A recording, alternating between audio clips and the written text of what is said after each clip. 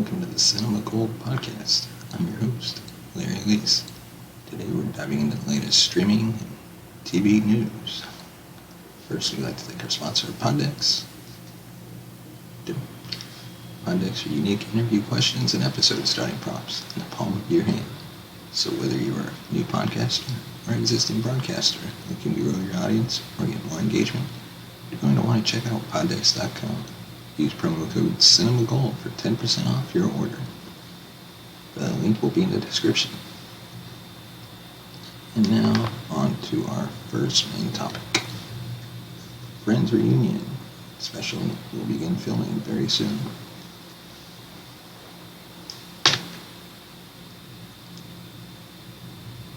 Friends HBO Max Reunion special schedules filming to start next week, after the long-awaited homecoming was delayed by the COVID-19 pandemic. According to Hollywood Reporter, April 5th is when the cast of Friends will reunite for the HBO Max special. Jennifer Aniston, Courtney Cox, Lisa Kudrow, Matt LeBlanc, Matthew Perry, and David Schwimmer will sit down at Friends' Warner Brothers soundstage to discuss what led to the show becoming an instant hit, along with how it launched them into stardom. Friends Reunion was announced in February 2020, which at the time was set to debut the launch of the Warner Media streaming service. However, the pandemic delayed the Friends Reunion, with HBO Max eventually launching in May 2020. Friends then targeted a late summer 2020 filming date. Warner Media Entertainment and direct-to-consumer chairman Bob Greenblatt said, "We're holding out for being able to get this special done, hopefully by the end of the summer. If the stars align, hopefully we can get back into production. We do think there's a value to having a big, raucous live audience to experience these 6 great friends coming back together. We didn't want to just suddenly do it on a web call, 6 squares and people shouting from their kitchens and bedrooms." The comedy was then delayed yet again in August 2020 by the pandemic, with the final update stating the Friends Reunion would be rescheduled for early 2021. And now on to our next main topic. NBC Universal is looking to take back their films from streaming services like Netflix and Hulu, or HBO Max. Currently, HBO Max has a contract that allows it to stream new Universal Picture movies 9 months after they hit theaters. This deal includes franchises such as Fast and Furious, Jurassic Park. Netflix has a similar deal with Illumination Entertainment, the animation studio behind big hits such as Despicable Me and The Secret Life of Pets. Both these deals expire this year, which gives NBC Universal all the freedom it needs to move its movies to the Peacock streaming service. This has the potential to be big news for Peacock, not only because it could become the only home for some of our favorite franchises, but also because new movies could theoretically go straight there. HBO Max already streams every big Warner Brothers movie at its premiere date, and Disney's next move on the streaming war is to bring Black Widow to Disney Plus the same day the movie gets to theaters. Even Paramount Plus is closing ranks in order to compete in this new market, with movies such as Mission Impossible 7, Top Gun Maverick moving exclusively to the service only 45 days after release. Losing their contracts with NBC Universal could certainly be a blow to Netflix and HBO, since they would lose a chunk of their current library, and no new movie from the company will likely ever reach their service. At the same time, Peacock's service would hugely increase its value to film fans, especially if big future hits such as F9 become exclusives. It makes it tense that NBC Universal takes its time before announcing a decision, as they could shake up the streaming service and bet all their chips on Peacock's success.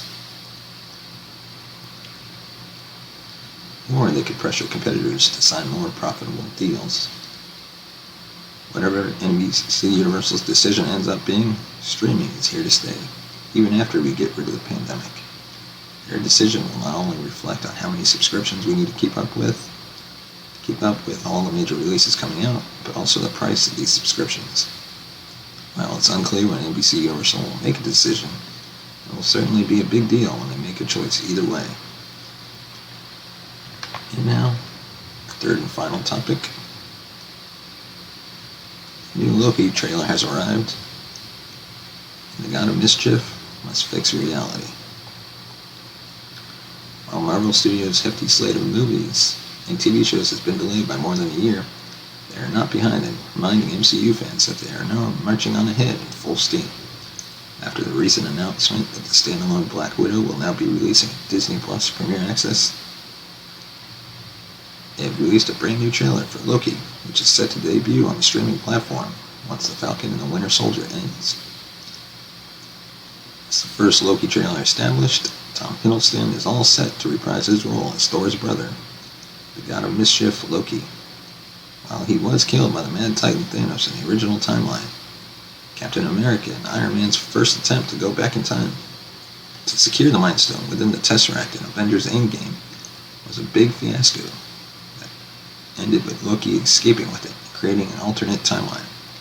So Loki, as per the MCU timeline, takes place right after the events in 2012's The Avengers. The new Loki trailer establishes that the second Loki teleports away with the Tesseract, landing in a desert-like area. He is whisked away by the bureaucratic time variance authority who accuse him of breaking reality by escaping.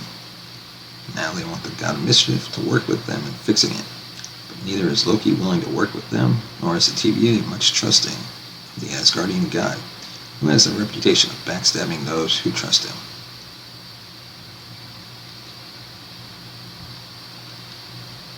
Loki, I've studied almost every moment of your entire life, Mobius says. You've literally stabbed people in the back 50 times. I'll never do it again, says Loki, in a way that confirms that he has already thought of countless ways to betray the TVA. But by the looks of the trailer, it appears that the two, with Owen Wilson's Mobius and Mobius leading the charge, will enter into a tense partnership that will not end well. The Marvel series Loki has been created by Michael Waldron, who's also the head writer of the show. The series is set to have 6 episodes, just like The Falcon and the Winter Soldier. Loki will be directed by Kate Herron. Apart from Tom Hiddleston as Loki and Owen Wilson as the TVA handler, the show will also feature Gugu Mbatha Raw, Sophia Di Martino, Umi Masaku, Richard E. Grant, Sasha Lane, and Erica Coleman. Loki is set to premiere on Disney Plus on June 11th of this year. Thank you for joining us on this episode of the Cinema Gold podcast. Let us know your thoughts in the comments section below. Be sure to hit that subscribe button, and we'll see you tomorrow.